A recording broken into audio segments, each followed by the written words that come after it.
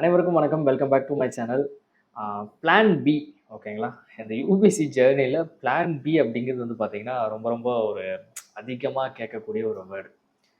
கண்டிப்பா plan B வேணுமான்னு கேட்டிங்கன்னா, எஸ் அஃப்கோர்ஸ் பிளான் பி வேணும் தான் ஓகேங்களா? So plan B, plan C அந்த மாதிரிலாம் வந்து இருக்கிறது நல்லது தான் ஓகேங்களா? நமக்கு என்ன செட் ஆகும், நமக்கு என்ன வரும், நமக்கு என்ன வராது, இது எதுவுமே வந்து பார்த்தீங்கன்னா நம்ம டிசைட் பண்ண முடியாது. ஜஸ்ட் நம்ம வந்து நம்மளோட பெஸ்ட்டை வந்து குடுப்போம். அது ஒர்க் அவுட் ஆகுதா இல்லையா? நமக்கு செட் ஆகுதா இல்லையா? இது எல்லாமே ஒரு அனாலிசிஸ் வந்து பண்ணுவோம். நம்ம வந்து இதுக்காக தான் வந்து இருக்கோம் அப்படின்னா, டெஃபினட்டா அது நமக்கு வந்து கிடைச்சிரும். இல்ல நமக்கு இது செட் ஆகாது அப்படின்னு தெரிஞ்சுச்சு அப்படின்னா, நம்ம வந்து நம்ம வந்து பார்த்தீங்கன்னா, வேற பாத்துல வந்து போற மாரி இருக்கும். இந்த மாதிரியான விஷயங்கள் இருக்கு. உண்மையாவே இருக்கு. நம்ம நெனைச்சதே நடக்கணும் அப்படின்னு வந்து பார்த்தீங்கன்னா, அது யாருக்குமே நடக்காது. ஓகேங்களா? ஸோ பட் நம்ம ட்ரை பண்ணுவோம். பட் நம்மளோட வேலை என்னன்னு பார்த்தீங்கன்னா, நம்ம வந்து ட்ரை பண்ணணும். அதுக்கான ஸ்கில்ஸை வந்து கத்துக்கணும். அதுக்கான பெஸ்ட்டை வந்து நம்ம குடுக்கணும். கரெக்ட்டா எக்ஸிக்யூட் பண்ணணும். இந்த எக்ஸாம்ஸ் பத்தி தான் நம்ம பேசுறோம். யுபிஎஸ்சி எக்ஸாம்னா அதுக்கு என்ன, ஏது அப்படின்னு சொல்லிட்டு பார்த்து கரெக்ட்டா பண்ணணும். அப்படி பண்ணும்போது, எல்லாத்தையும் அவன் கேட்குற ஸ்கில்ஸ் எல்லாமே டிமாண்ட் ஆஃப் த எக்ஸாமினேஷன்லாம் நம்ம அட்ரஸ் பண்ணிட்டோம். நம்ம எல்லா ஸ்கில்ஸும் நமக்கு இருக்கு. எல்லா நாலேஜஸும் நமக்கு இருக்கு. அப்படிங்கும்போது கிடைக்கல அப்படிங்கிற போதும் கிடைக்கல அப்படின்னா, நம்ம வந்து பார்த்தீங்கன்னா, அத புடிச்சுட்டே உட்காந்துட்டு இருக்க முடியாது. வேற ஏதாவது ஒண்ணு பண்ணணும். பிளான் பி அப்படின்னு சொல்லிட்டு ஒண்ணு வச்சிருக்கணும்.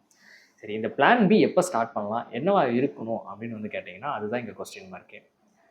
இந்த எக்ஸாம்ஸ் வந்து பார்த்தீங்கன்னா, ஒரு 2 ஸ்டேஜ் வந்து இருக்கும். Films, mains and interview. இந்த 2 ஸ்டேஜஸ்ல இந்த 2 எக்ஸாமுக்கு தேவையான ஸ்கில்ஸ அக்வயர் பண்றதுக்குன்னு வந்து பார்த்தீங்கன்னா, ஒரு கிட்டத்தட்ட வந்து பார்த்தீங்கன்னா, 2 years minimum 2 years rigorous preparation minimum 2 years full time ஆஸ்பிரண்ட்டுக்கு வந்து தேவைப்படும். ஒரு ப்ராப்ளம் என்ன நடக்கும் அப்படின்னா, ஆஸ்பிரண்ட்ஸ் பண்ணக்கூடிய மிகப்பெரிய ஒரு மிஸ்டேக்ஸ் எப்படி இருக்குன்னு வந்து பார்த்தீங்கன்னா, இந்த 2 இயர்ஸ் ப்ரிப்பரேஷன் குடுக்க மாட்டாங்க. எக்ஸாமுக்கு தேவையானத ஃபுல்லா கத்துக்கவே மாட்டாங்க. எக்ஸாமுக்கு தேவையான நாலேஜஸ எடுக்கவே மாட்டாங்க. எக்ஸாமுக்கு தேவையான ஸ்கில்ஸே எடுக்கவே மாட்டாங்க. Knowledge is different from skills ஓகேங்களா? ஸ்கில்ஸ நாலேஜ்ன்னு நெனச்சுக்குவாங்க. நாலேஜ் இந்த நெனச்சுக்கிட்டு, இந்த மாரி தப்பு தப்பா அண்டர்ஸ்டாண்ட் பண்ணிட்டு இருப்பாங்க. நாலேஜ் வேற, ஸ்கில்ஸ் வேற. இந்த எக்ஸாம்ஸ்க்கு 2மே தேவை. ஓகேங்களா? இது 2த்தையுமே வந்து கத்துக்கணும். சிலபஸ ஃபுல்லா கம்ப்ளீட் பண்ண மாட்டாங்க. ஓகேங்களா? இது எதுவுமே பண்ணாம யுபிஎஸ்சி எக்ஸாம்ஸ் அப்படின்னாவே அவங்களோட மைண்ட்ல பிரிலிமினரி எக்ஸாம்ஸ் ஒரு 5, 6 சப்ஜெக்ட் இருக்கும்பா. இதுலேருந்து தான் கொஸ்டின் கேட்பாங்க. இவ்வளோதான். இவ்வளோதான் அவங்களுக்கு வந்து தெரியும். சிசெட் பேப்பர் இருக்குன்னே சிசெட் எக்ஸாம் போகும்போது தான் தெரியுது ஒரு சிலருக்கெல்லாம். ஓகேங்களா? அந்த லெவலுக்கு தான் வந்து இருக்கிறாங்க. ஸோ இந்த மாதிரி ஒரு சுச்சுவேஷன்ல பிளான் பி சூஸ் பண்ணுறது கரெக்டானு கேட்டிங்கன்னா தப்பு. இந்த மாதிரி சுச்சுவேஷனில் சூஸ் பண்ணக்கூடாது. ஒன்ஸ் ஒரு டிசிஷன் எடுத்திருக்கீங்க, லைக் வந்து பார்த்தீங்கன்னா ஒரு ஒரு பிளான் ஒரு பிளான் பண்ணி இதை நான் பண்ண போகிறேன் அப்படின்னு சொல்லிட்டு வந்து சூஸ் பண்ணியிருக்கீங்க. அதை முழுசாக பண்ணணும் இல்லை, ப்ரிலிம்ஸ், மெயின்ஸ் இதுக்கெல்லாம் வந்து பார்த்தீங்கன்னா ப்ரிப்பேர் பண்ணணும். அந்த 2 இயர்ஸ் ஜேர்னியில் உட்காந்து எக்ஸாம்ஸ்க்கு தேவையான ஸ்கில்ஸை ஃபுல்லாக வந்து பார்த்தீங்கன்னா அக்வயர் பண்ணணும், லேர்ன் பண்ணணும், நிறைய படிக்கணும், நிறைய ப்ராக்டிஸ் பண்ணி பார்க்கணும், அட்டெம்ப்ட் வந்து கொடுக்கணும், ட்ரை பண்ணணும். இந்த மாதிரி வந்து பார்த்தீங்கன்னா ஒரு 2 to 3 இயர்ஸ் வந்து பார்த்தீங்கன்னா டெடிக்கேட்டடாக இதுக்கு மட்டுமே கொடுங்க. ஓகேங்களா? அதுக்கப்புறம் வந்து பார்த்தீங்கன்னா பிளான் பி வந்து சூஸ் பண்ணலாம். ஜென்ரலாக என்ன பண்ணுவாங்க அப்படின்னு வந்து பார்த்தீங்கன்னா, பிலிம்ஸ்க்கு உட்காந்து படிப்பாங்க. ஒரு எங்கேயாவது வந்து பார்த்தீங்கன்னா பிசிஎம்ஸ் வந்து போவாங்க. 1 இயர் கிளாஸ் அட்டெண்ட் பண்ணுவாங்க. அந்த 1 இயர் முடிஞ்ச உடனே வந்து 1 இயர் நான் படித்து முடிச்சிட்டேன் அப்படின்னு நினச்சிட்டு இருப்பாங்க. அது இல்லை ரியாலிட்டி. 1 இயர் நீங்கள் கிளாஸ் மட்டும் தான் அட்டெண்ட் பண்ணியிருப்பீங்க. கிளாஸ் அட்டெண்ட் பண்ணுறது வேற, புக் எடுத்து படிக்கிறது வேற, கொஸ்டின் சால்வ் பண்ணுறது வேற, எக்ஸாம்ஸ்க்கு தேவையான ஸ்கில்ஸஸ் கற்றுக்கிறது வந்து டிஃப்ரெண்ட். இது எல்லாத்துக்குமே வந்து பார்த்தீங்கன்னா சின்ன சின்ன டிஃப்ரென்ஸ் வந்து இருக்குது. நான் கிளாஸ் போய் உட்காந்துட்டேன் 1 இயர், அது மட்டுமே எனக்கு போதும், நான் படித்து முடிச்சிட்டேன், அட்டெம்ப்ட் வந்து கொடுத்தா எனக்கு 40 மார்க் தான் வந்துச்சு அப்படின்னீங்கன்னா நம்ம மேலே தான் மிஸ்டேக்ஸ். ஓகேங்களா? ஃபுல்லாக உட்காந்து படிக்கணும். ஃபிலிம்ஸ்க்கு வந்து புக் எடுத்து வச்சு படிக்கணும். படித்து நிறைய சால்வ் பண்ணணும். இதெல்லாம் பண்ணீங்க அப்படின்னா தான் ஃபிலிம்ஸ் வந்து பார்த்தீங்கன்னா அட்லீஸ்ட் டஃப் காம்படிட்டராவது மாற முடியும்.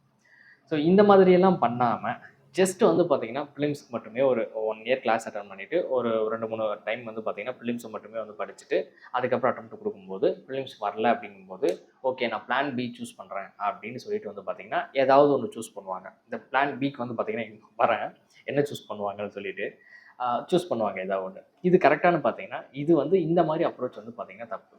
ஒன்ஸ் நீங்கள் சரி கிளாஸ் அட்டன் பண்ணுறீங்க, 1 இயர் வந்து போச்சு, தென் செகண்ட் இயர் வந்து பார்த்தீங்கன்னா ஃபுல்லாக படிங்க, நல்லா வந்து படிங்க, இந்த எக்ஸாமுக்கு தேவையானது எல்லாத்தையும் வச்சு படிங்க, படித்து முடிச்சுட்டு ப்ரிலிம்ஸ், மெயின்ஸ் இதெல்லாம் வந்து ஸ்ட்ராங் பண்ணுங்க.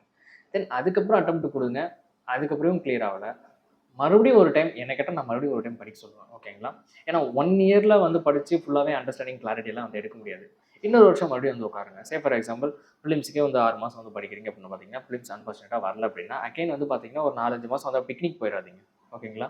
டூர் போயிடாதீங்க. எல்லாத்தையும் விட்டுட்டு போய் என்ஜாய் பண்ணலாம் அப்படின்னு சொல்லிட்டு ஜாலியாக ஃப்ரெண்ட்ஸ் கிட்ட ஊரில் போயிட்டு ஃபன் பண்ணிக்கிட்டு சுற்றிட்டுலாம் இருக்காதீங்க.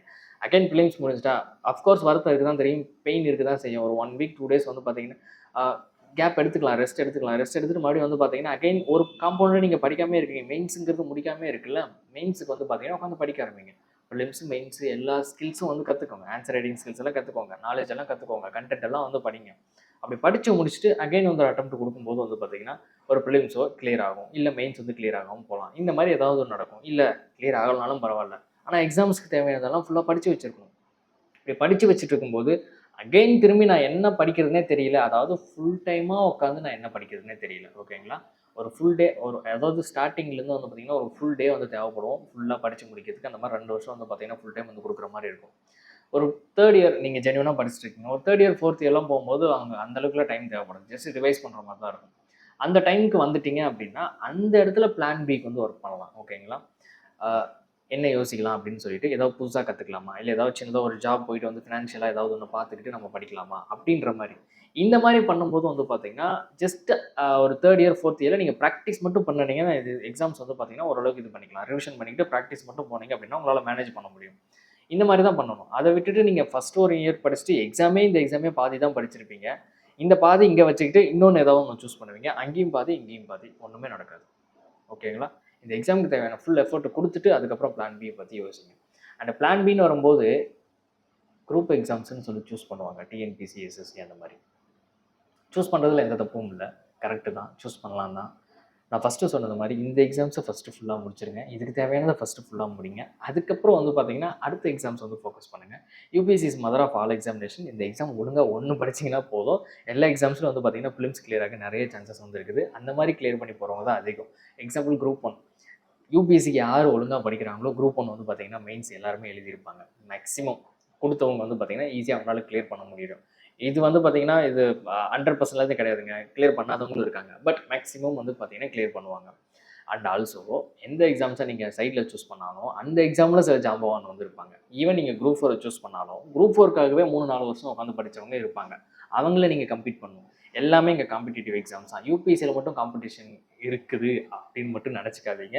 குரூப் 4 எக்ஸாம் எடுத்தீங்கனாலும் காம்படிஷன் இருக்கும், எஸ்எஸ்சி எடுத்தீங்கனாலும் காம்படிஷன் இருக்கும், பேங்கிங் எடுத்தீங்கனாலும் காம்படிஷன் இருக்கும். அந்த எக்ஸாமுக்காக டெடிக்கேட்டடாக உட்காந்து படிக்கிறவங்க இருப்பாங்க. அவங்கள நீங்கள் ஓவர்டேக் பண்ணணும். ஓகேங்களா? நம்ம யூபிஎஸ்சியில் மட்டும் தான் காம்படிஷன் இருக்குன்னு நினச்சிட்டு யூபிஎஸ்சி படித்தா எல்லா எக்ஸாம்ஸும் கிளியர் பண்ணலாம், ஏன்னா யூபிஎஸ்சி தான் டஃபஸ்ட் எக்ஸாமினேஷன் சொல்கிறாங்களே அப்படின்னு சொல்லிட்டு நம்ம வந்து அதெல்லாம் அந்த எக்ஸாம்ஸ் ரொம்ப சின்ன சின்ன எக்ஸாம்ஸ் ஈஸியாக கிளியர் பண்ணிடலாம் அப்படின்னு நினைப்போம். அஃப்கோர்ஸ் அது கரெக்டு தான். யாருக்கு அப்படின்னா யூபிஎஸ்சி ஒழுங்காக படித்தவங்களுக்கு. ஓகேங்களா? எல்லா ஸ்டேஜஸும் ஒழுங்காக படித்தவங்களுக்கு மற்ற எக்ஸாம்ஸ் எல்லாம் வந்து ஈஸியாக தெரியும். பிளான் பி இருக்கிறது பெஸ்ட்டு தான். பட் இந்த எக்ஸாம்ஸை முடிச்சுட்டு தெளிவாக ப்ரிலிம்ஸ், மெயின்ஸ்னு ஃபுல்லாக அனைத்து காம்போனண்ட்டும் முடிச்சுட்டு எக்ஸாம்ஸ்க்கு தேவையான ஸ்கில்ஸை எல்லாம் கற்றுக்கிட்டு இனிமேல் ஃபுல் டைமாக படித்து இந்த எக்ஸாம்ஸில் என்ன நான் கற்றுக்க போகிறேன், ஜஸ்ட்டு ரிவைஸ் பண்ணால் போதும், ப்ராக்டிஸ் பண்ணால் போதும், ஆன்சர் ரைட்டிங் பண்ணால் போதும். இதுக்கு ஒரு 2-3 மணி நேரம் எனக்கு இருந்தாவே போதும் ஒரு நாளைக்கு. பேலன்ஸ் இருக்கிற டைமை என்னோட ஃப்யூச்சருக்காக நான் ஃபர்தராக இன்வெஸ்ட் பண்ண போகிறேன், லைக் ரீட் பண்ண போகிறேன், ஏதாவது கற்றுக்க போகிறேன், இல்லை ஏதாவது ஒரு எக்ஸாம் சைடில் வந்து ப்ரிப்பேர் பண்ண போகிறேன் அப்படின்னா இட்ஸ் அட்வைசபிள். உங்களால் கண்டிப்பாக முடியும். ஓகேங்களா? இந்த பிளான் பி வந்து ஒர்க் அவுட் ஆகும். பட் யூபிஎஸ்சி எக்ஸாமே ஒழுங்காக முடிக்காமல் அதிலே வந்து ப்ரிப்பரேஷன் பாதி பெண்டிங் வச்சுக்கிட்டு இதில் கொஞ்சம் பாதி பேலன்ஸு புதுசாக எடுக்கிறதுலையும் பாதி தான் உங்களால் பண்ண முடியும். பிகாஸ் உங்கள் மைண்ட் வந்து பார்த்திங்கன்னா இங்கே அங்கேன்னு வந்து போயிட்டே இருக்கும். ஒரு மனுஷன் ஒரே டைமில் 2-3 விஷயத்த ஒன்றா பண்ண முடியாது. ஒரு விஷயம் தான் ஒழுங்காக பண்ண முடியும். அதை நல்லா தெளிவாக புரிஞ்சுக்கோங்க. நமக்கு ஆசை இருக்கும், நமக்கு ஆசை யாரை சார் விட்டது அப்படின்ற மாதிரி, அது பண்ணலாம், இது பண்ணலாம், அதை படிக்கலாம், இதை படிக்கலாம், சைடில் ஏதாவது ஒரு கோர்ஸ் பண்ணலாம் அப்படி இப்படின்னு சொல்லிட்டு எக்கச்சக்கமாக இருக்கும். ஓகேங்களா? ப்ராக்டிக்கலாக இதெல்லாம் செட்டே ஆகாது. ஒன்று எடுத்து வச்சு ஒழுங்காக பண்ணுங்கள். அதை முடிச்சுட்டு அதை எல்லாத்தையும் லேர்ன் பண்ணிவிட்டு தென் அதுக்கப்புறம் அகெயின் வந்து சின்னதாக கொஞ்சம் கொஞ்சமாக ஸ்டார்ட் பண்ணி அப்படியே உள்ள வாங்க. ஓகேங்களா?